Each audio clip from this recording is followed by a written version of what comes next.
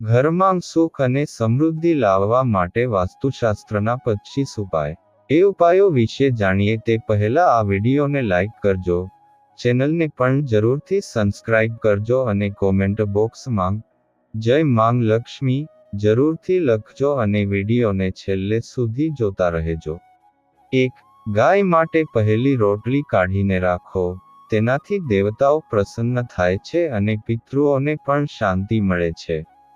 આરતી, દીપ, પૂજા અને અગ્નિ જેવા પવિત્રતાના પ્રતીકોને મોમ વડે ફૂંક મારીને ઓલશો નહીં. મંદિરમાં અગરબત્તી અને હવન કુંડની સામગ્રી દક્ષિણ પૂર્વ દિશામાં રાખવી જોઈએ. 2. ઘરમાં ક્યારેય સાવરણી ઊભી ન રાખો. તેના પર પગ ન મૂકવો જોઈએ કે તેની ઉપરથી પસાર થશો નહીં.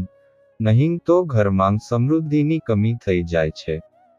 સાવરણીને હંમેશા છુપાવીને રાખવી જોઈએ. 3. પથારી પર બેસીને ક્યારેય ખોરાક ન ખાવો જોઈએ. આમ કરવાથી ખરાબ સપના આવે છે. બૂટ અને ચપ્પલને ઘરમાં અહીં ત્યાં વેરવિખેર અને ઊંધા ન રાખવા જોઈએ. તેનાથી ઘરમાં અશાંતિ સર્જાય છે અને ગરીબી આવે છે. 4. ઘરમાં પ્રવેશવા માટે એક જ દરવાજો રાખો. વાસ્તુશાસ્ત્ર અનુસાર ઘરના મુખ્ય દ્વાર પર 3 દરવાજા શુભ નથી હોતા. ઘરમાં પ્રવેશવા માટે ઉત્તર અને પૂર્વ દિશાઓ વધુ સારી છે. દક્ષિણ દિશામાં ભૂલથી પણ દરવાજો ન ખોલવો જોઈએ. તેનાથી ઘરમાં નકારાત્મક ઉર્જા આવે છે. 5. અઠવાડિયામાં એકવાર દરિયાઈ મીઠાથી કે સિંધવ મીઠાથી ઘરના કચરા પોતા કરો. તેનાથી નકારાત્મક ઉર્જા દૂર થાય છે. જો પૂજા ખંડમાં કોઈ પૂજનીય મૂર્તિ હોય તો તેની દરરોજ અવશ્ય પૂજા કરવી જોઈએ અને ઘરના મુખ્ય દ્વારની જમણી બાજુ સ્વસ્તિક બનાવો. ઘરમાં ક્યારેય કરોળિયાના જાળા ન થવા દો. નહીં તો ભાગ્ય અને કર્મ પર જાળાંગ બનવા માંડે છે અને અડચણો ઊભી થાય છે.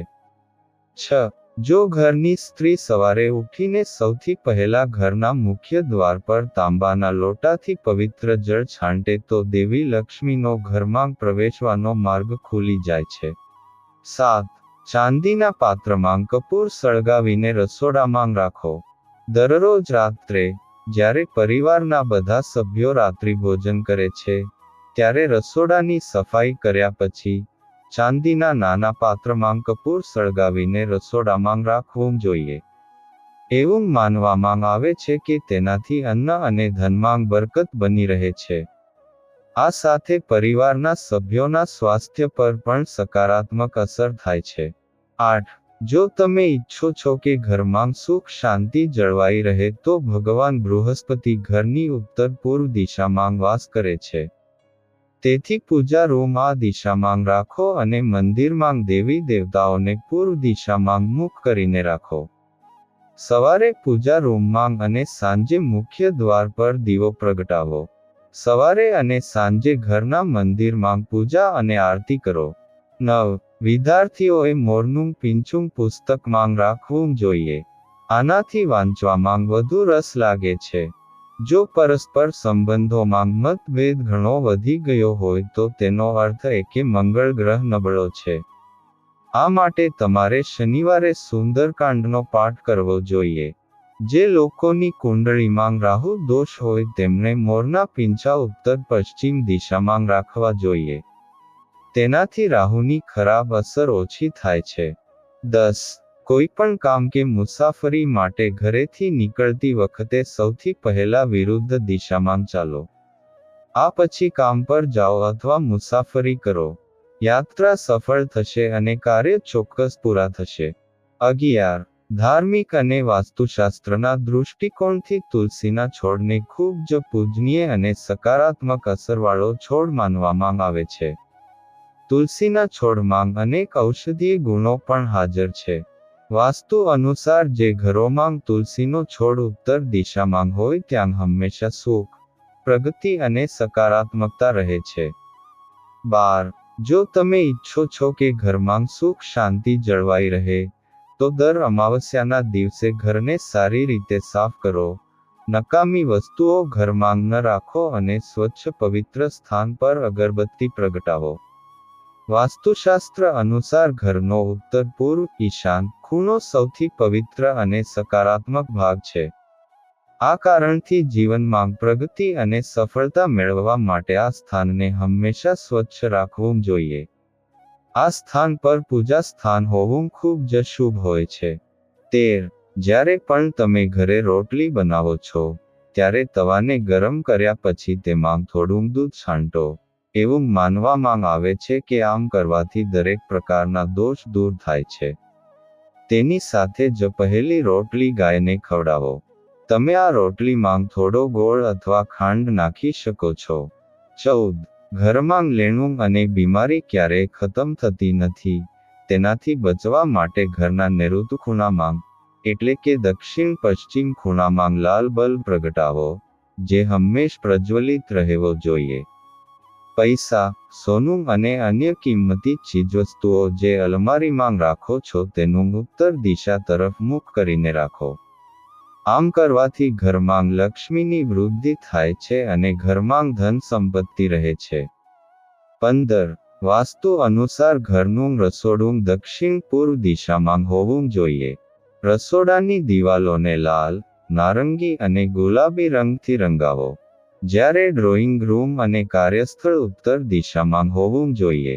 ડસ્ટબિન, વોશિંગ મશીન, સાવરણી અને ઇલેક્ટ્રોનિક સાધનો ઉત્તર દિશામાં ન રાખો.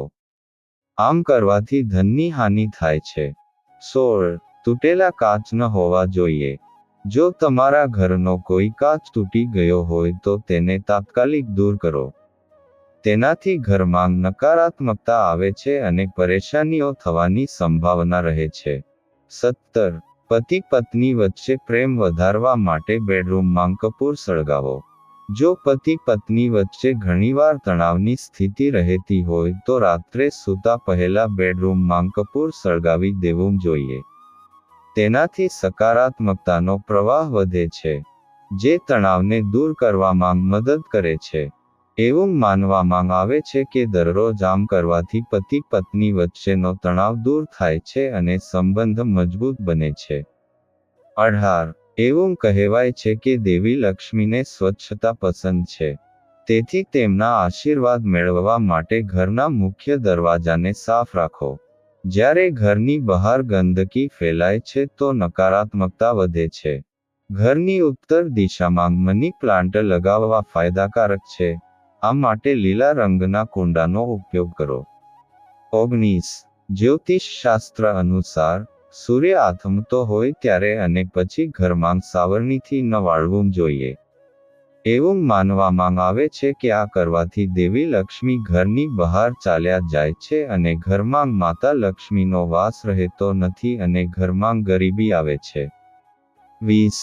વાસ્તુશાસ્ત્ર અનુસાર પાણીનું બિનજરૂરી ટપકવું આર્થિક નુકસાનના સંકેત આપે છે. વાસ્તુ અનુસાર ટાંકામાંથી પાણી ટપકવું શુભ માનવામાં આવતું નથી. જે ઘરોમાં નળનું પાણી ટપકતું હોય ત્યાં સુખ અને સમૃદ્ધિ લાંબો સમય ટકી શકતી નથી. ઘરમાં સુખ સમૃદ્ધિ અને શાંતિ માટે આ દોષને તરત જ દૂર કરવો જોઈએ.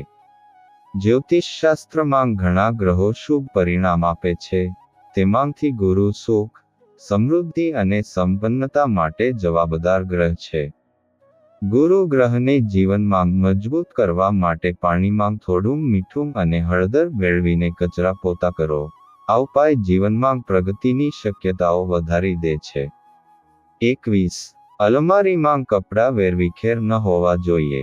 લોકો મોટાભાગે તેમના ઘરને સુંદર અને સ્વચ્છ રાખે છે પરંતુ તેમના અલમારીમાં રાખેલી વસ્તુઓ અને કપડાં વેરવિખેર જ રહે છે. જેના કારણે ઘરમાં વિખવાદ અને સંબંધોમાં વિખવાદ થાય છે. તેથી અલમારી હંમેશા સ્વચ્છ અને વ્યવસ્થિત રાખો. 22. બેડરૂમમાં બૂટ અને ચપ્પલ રાખવાથી ઘરમાં બીમારીઓ આવે છે. તેથી ભૂલથી પણ તમારા બેડરૂમમાં બૂટ અને ચપ્પલ ન રાખો, અને બૂટ ચપ્પલ ઘરમાં પશ્ચિમ દિશા તરફ રાખો. 23. વાસ્તુશાસ્ત્ર અનુસાર શુક્રદેવને પ્રસન્ન કરીને આર્થિક સ્થિતિ મજબૂત કરી શકાય છે. આવી સ્થિતિમાં શુક્રદેવને પ્રસન્ન કરવા માટે શુક્રવારના દિવસે ઘરના મુખ્ય દ્વારની પાસે સુગંધિત ફૂલો લગાવો.